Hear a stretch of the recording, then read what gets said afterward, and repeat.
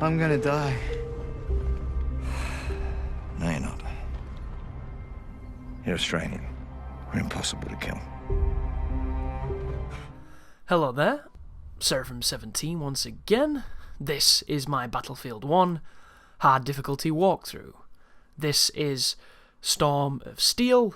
It is kind of the prologue beginning of the game, and kind of bizarrely, when I first booted Battlefield, before I was even given a menu, it threw me into this sequence, and I had no idea what the hell was going on, because this is nothing like anything else in the game. It's a very specific type of moment where you fight until you die, and you take a beating here, like a real beating, or it feels like you do, because when you start taking critical damage, the game will freeze like this. It kind of slows the game down, and it gives you an opportunity to try and get your life back. And because this is a walkthrough, I wasn't going to play this like I normally would, which is incredibly defensively and try and stay alive, because the point of pushing forward this sequence in the game is to actually die.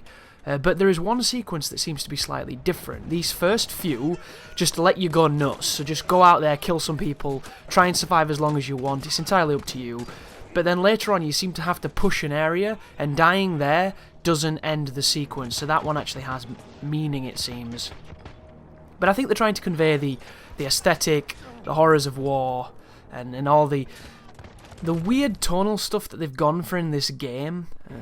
Like those sequences just then. I've sped that up because it kind of lingers and there's a lot of dialogue there, but it's an interesting transition between parts of the game.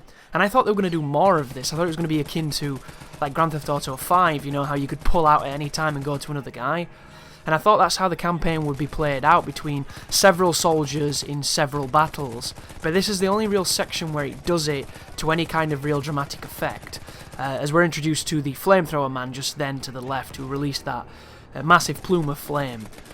Those armoured guys, flamethrower guys, machine gun guys wearing the steel plating, they are literally the most difficult thing in this game. Everything else is really standard.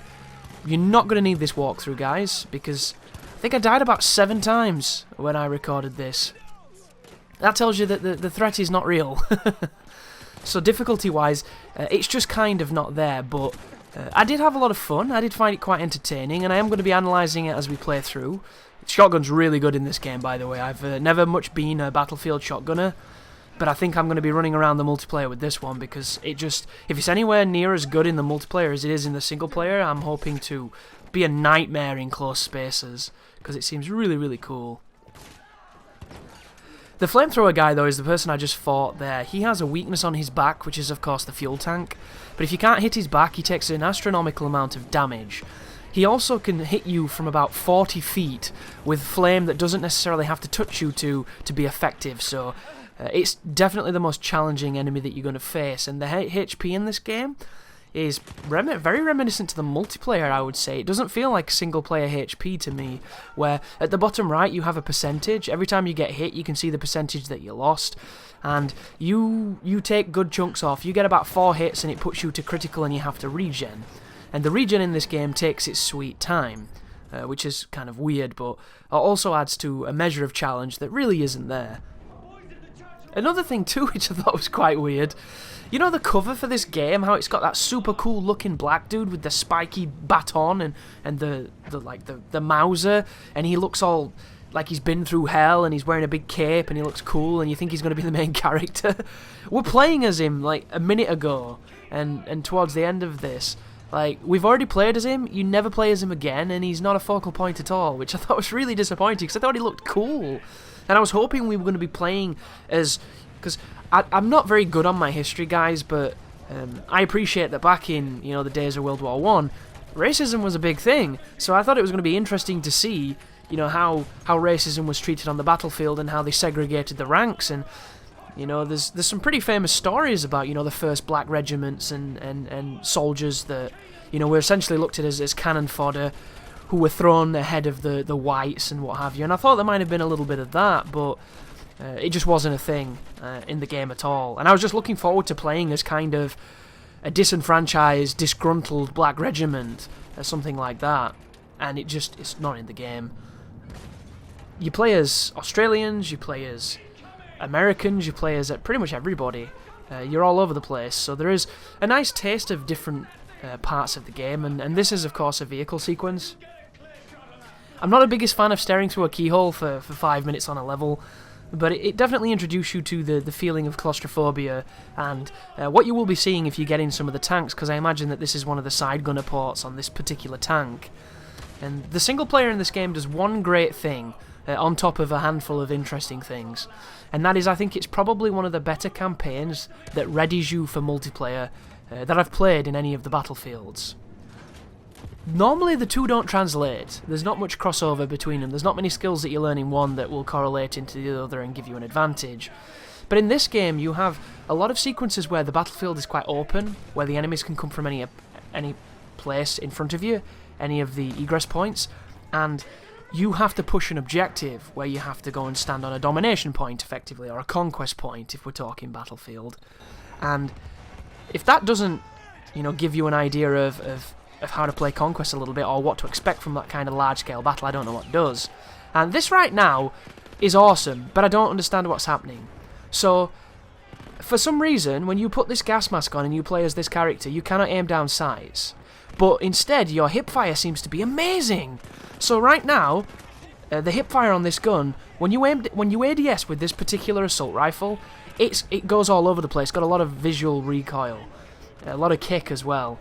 But when you play as this dude with kind of like the hipfire perk or whatever he's using, steady aim, I really like this. And, I'm normally the guy fighting for ADS, but if you can just hipfire with some kind of awesome, perk or attachment or ability, I don't know how they'll govern it in the multiplayer, but I'd like to do it because this thing feels like awesome. It really does. And this is the sequence where you have to make a difference, it seems, because you can't just die here and get to the next sequence, it seems. I died about 3 or 4 times, and it still kept going, and then eventually it ends, so I don't know if it's timed, I don't know if it's progress, but this is the only part where you are called on to do something in this entire prologue, other than look at the pretty graphics and marvel at how the mud attaches to the weapon if you lay on the ground. And also, see some of the choppy performance that you get on Xbox One, which I'm really hoping is just the campaign, and if not, I'm hoping they patch it, because the game stutters, and my hard drive is very full. Maybe it's like a reading feature of a hard drive that's full that makes it more jaggy than it needs to be, but frame rate wise and like visually, I think the game's astounding. It runs really well, it feels really good, but every so often it hitches. And I'm really hoping those hitches are my console just being a piece of shit because the Xbox One's trash, but I don't honestly know. And if not, if it does get patched, it would be beautiful, because this is... I would say that this feels to me like the first next-gen game I felt when I played it, because it felt like everything coming together in a really, really great feature. And you might be saying, well, Chris, what about Witcher? What about this? What about that? Well, those games were impressive in their own ways, but they were also broken as fuck and goofy, whereas this feels, plays, and looks like what I expected from these new consoles. And the thing that really did it for me is the options that you can fuck with in this game. You go in the options, you can change the sensitivity of every incremental zoom, so that every different gun with different zooms, and I assume different vehicle zooms, feels different. You can adjust all kinds of weird shit. The colour of the hood, the difference of the indicators, the opacity of things on the screen. Your reticles, all kinds of madness. FOV, which is a massive thing for PC gamers. I can finally mess with my FOV so I can see things instead of being forced into a phone booth on wheels. So I'm playing this now, maximum sensitivity on all options, maximum FOV on all options, and it feels great. I feel like I can see and I can play, and the only thing limiting my ability to aim quickly is my hands, and I love that feeling. Visually it's great, the frame rate's high, the resolution is questionable and dynamic because we're on Xbox One, and this is the end of the first part of the guide. So hopefully you're excited to watch it, because I can't imagine you're here for the difficulty, because it just, as I've mentioned, guys, the challenge is only there if you play the game wrong. And I know you can say that about a lot of things, but on this one, if you play smart and conservative, like you should do, because you've played the earlier Battlefield games where that was kind of mandatory, or at least, you kept stabbing yourself in the chest with that needle if you didn't, you're going to have no trouble here at all. So thank you for watching if you do, and you take care now.